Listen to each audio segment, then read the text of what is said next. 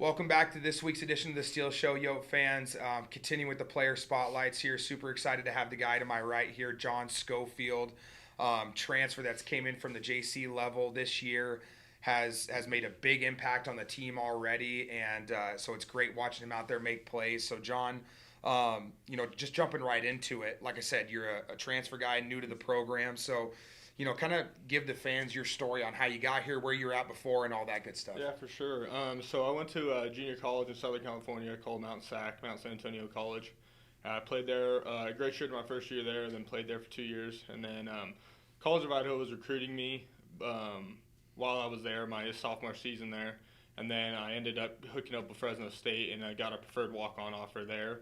So I planned on taking that, and then as soon as their coaching staff got fired, I didn't hear anything from the new coaching staff came in, so my scholarship kind of went out the window. So I ended up going home for 2 years and working for my parents' landscaping company. And last September, I think it was, for some reason, I just wanted to play football again. So I hit up Coach Brian Taylor and asked him if he would have me back out here and stuff like that. Yeah. He's more than welcome. So I came out here, and that's how I ended up here. Yeah, that's awesome, man. And I have kind of a similar experience too with the JC and taking a year off. So that's interesting as far as when you just get that kind of itch where you're like, I should probably finish my career and hopefully get my degree. So, well, great. Well, talk about kind of your experience at C of I, what it's been like and maybe what you expected it to be, and then how it's been playing in front of the Yote fans and just playing for the College of Idaho. Yeah, so I have Bobby Wright, it's my uncle. He went to school here and told me all about it. And it's the atmosphere up here is awesome. The community is great.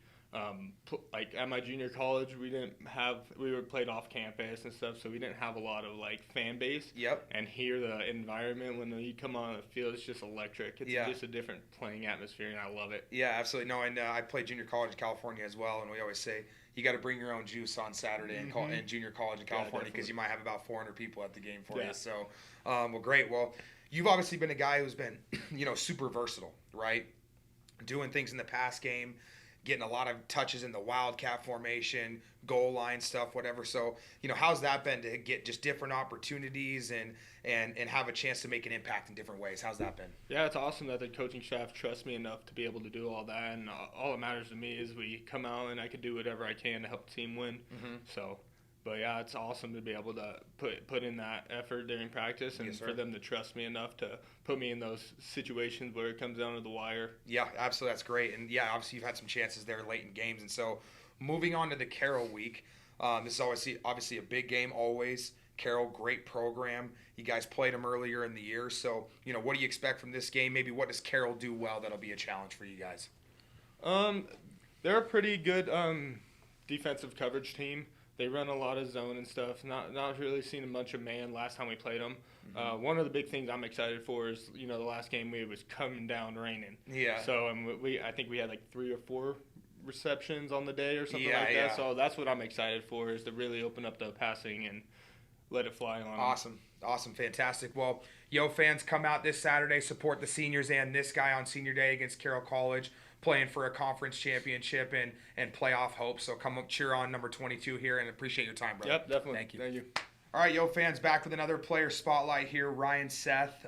Excited to have this guy on, big-time playmaker in the D-tackle room for the Yotes. So, jumping right into it, Ryan, just like John Schofield, we had him on earlier. You're another kind of transfer guy that started somewhere else and came in here. So, what's your experience been like playing for C of I and playing for the Yotes? Yeah, for me, ever since I stepped here day one, I've loved my experience with the Yotes. And coming from a school that was completely different, military structure, junior college, coming here and just having the coaches be so accepting and open to who you are and letting you be the person that you want to be, but also making sure that you follow the structure of the team, value the community, and just be a pillar on campus for everyone, just as a representation of absolutely who the football team is as a whole. And I learned a lot of values at my junior college, but coming here just really allowed me to grow as a person and as a football player. And last year I was injured, 2 injuries, PCL, hamstring, so unfortunately I missed all of last year. But for me this year, I've had such a great time just being around my new family. Like, it's crazy. Everywhere you go, they talk about building a family with a football team. Yeah. It's like these are your brothers, but for here, I really feel like like these are my brothers. I'm ready every Saturday. I can't wait to play with them. No, this has always been a very close-knit program, and everybody, gets along well and has a great time with each other after the game. So, I love you kind of touching on that, Obviously you guys have been really productive on the D-line this year and in the front seven. So what do you think is allowing you guys to have a lot of success on that defense, especially in that front seven unit? I think the main thing was the work we put in the offseason. And shout out to Coach Gamble and Coach Los. Just not only the athletic part, the weight training, all the drills that we did, but just the meetings. And I know meetings can get really repetitive, football and all that. But not only the content that we covered over the meetings, all the complexities of the defense and just learning where to go and how to play different techniques, but just the bond that we created during those meetings and over spring ball, June mini camp, fall camp, just all those meetings just over time just built the bonds that we have. And we just know that no matter who I'm with, whether it's Keegan McCoy, 5 years here, super senior, or Jordan McKean, freshman, I know I can trust him because of all the work that we put in the offseason. Absolutely, that's great, man. And kind of speaking, you kind of mentioned Keegan McCoy a little bit. I want to ask you, it's senior day this coming up this week against Carroll, and just big day. You're playing for the conference championship. Right. Seniors' last game potentially at Simplot Stadium, which we know is a big deal. What are some of those guys, especially in the D-line room, meant to you, especially as a newer guy in the program? Yeah, for me, the seniors, ever since I've been here, they've always been mentors to me, and they've just helped me show the ropes, and I really appreciate every single one of them. But especially for me, the two seniors that have been really influential, vital for me have been Keegan McCoy and Alex Ajuku. Yes, sir. Not only just as close friends, but when I was dealing with my injuries, those two, they've also dealt with similar injuries. So just having them by my side, just letting me know it's like, hey, it really sucks having this injury, but just showing me that they were able to overcome their injuries. So I knew that, hey, with them by my side, I can do that too. Yeah. And look at the three of us, Keegan, Alex, and I playing together. All had injuries, but hey, we're balling right now. Handle that adversity and push through. I love it, man. Well, great. I appreciate your time. Yote fans, come cheer this guy on. Help him try to win a conference championship this week, and we appreciate your time, man. Thank you. Thank you. Have a good one. All right, Yote fans, back here with head coach Mike Morosky for this week's edition of the Steel Show. Coach coming off of always a huge win at Eastern Oregon, and you guys really got after him out there. So, kind of assess your team's performance just in general coming off of a big win there. I think the most gratifying thing as a coach was we respected the game, had fun, played really, really well in every phase of the game. So that's always warms my heart, so to speak, to see the guys, so stuff rising up within them to play at a high level and that sort of thing. We didn't have to yell and scream and that sort of thing, but which coaches sometimes do. But it's we're in good shape, and we made some plays. So we knew we had to block, tackle, hit, hustle, all those things. But then it's making plays, and I thought Andy Peters did some great stuff on some drives. We had a 94-yard drive early on, so driving the ball, converting on a lot of third downs.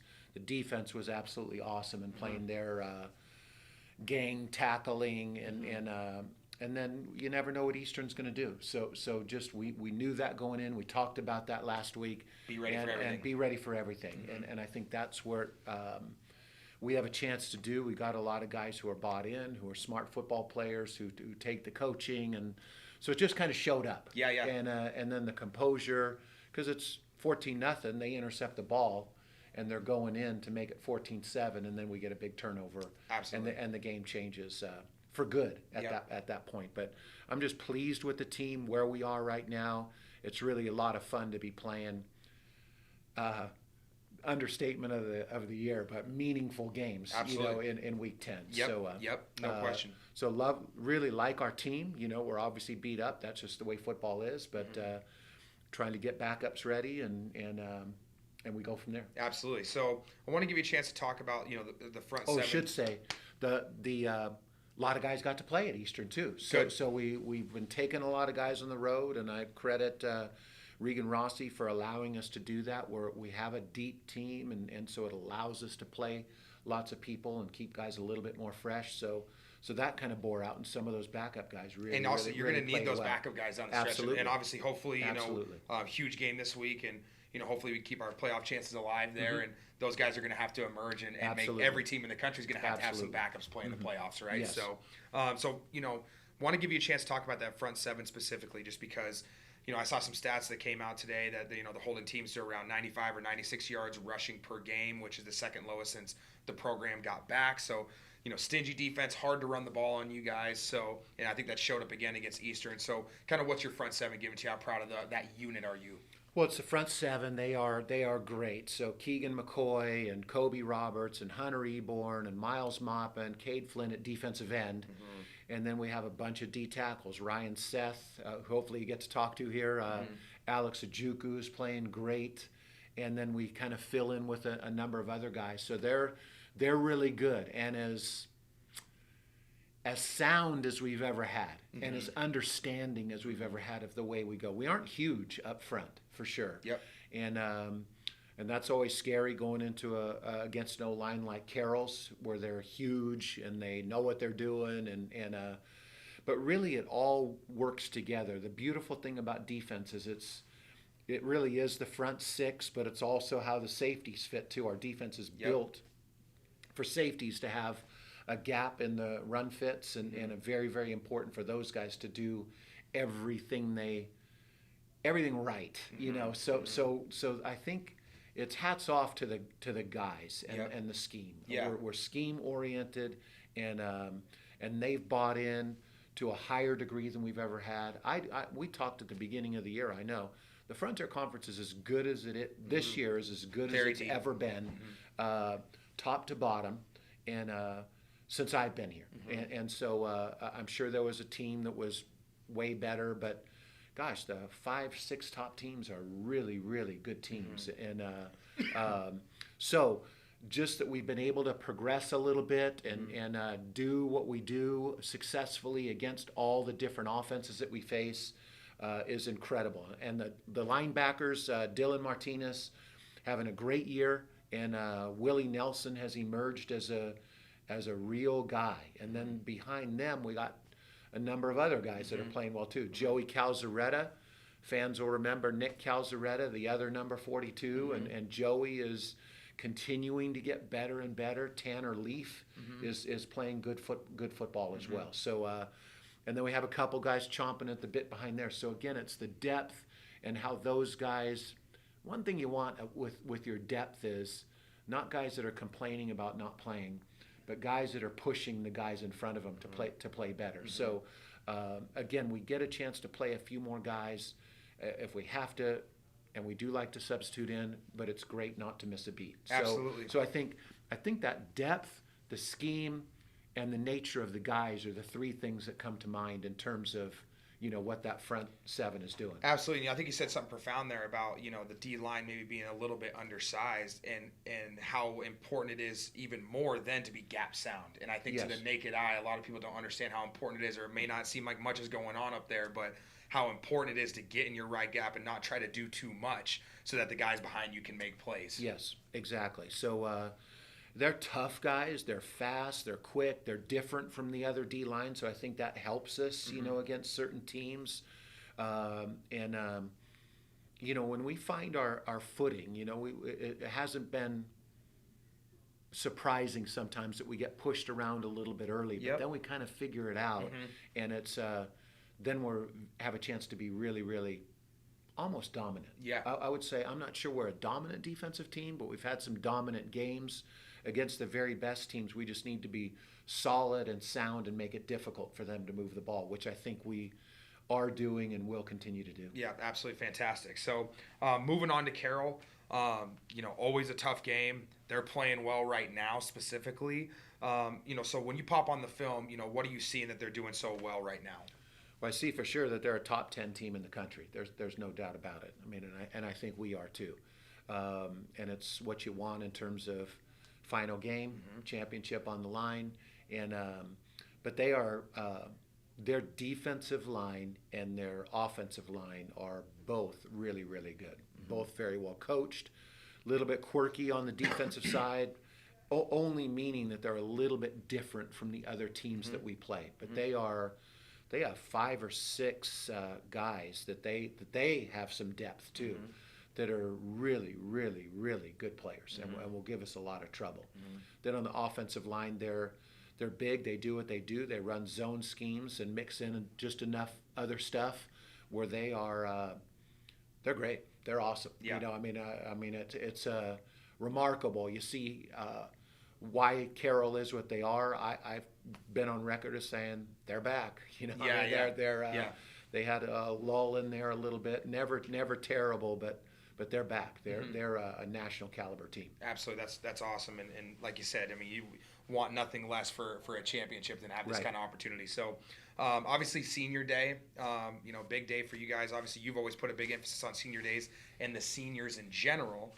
So just want to give you a chance to talk about, some of those guys, what they've meant to the program, going through the COVID year, the adversity, and keeping this thing together. I mean, what does that group mean to you? Well, the seniors, your seniors are what display what the program is really all about.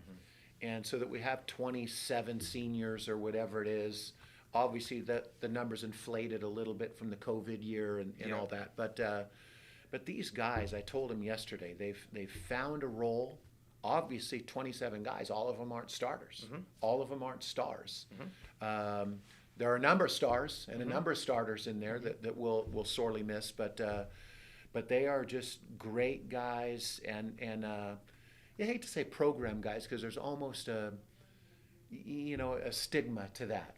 But these guys love the program. They believe in what we're doing, Yeah. and they want nothing more than to find a way to contribute. Yeah. All of them would want to be starters. All of them are capable of being starters, but you can't play them all. We have guys that have been with us 1 year, and we've had guys that have been with us 6 years. Guys that have been injured, guys that and they've just stuck it out.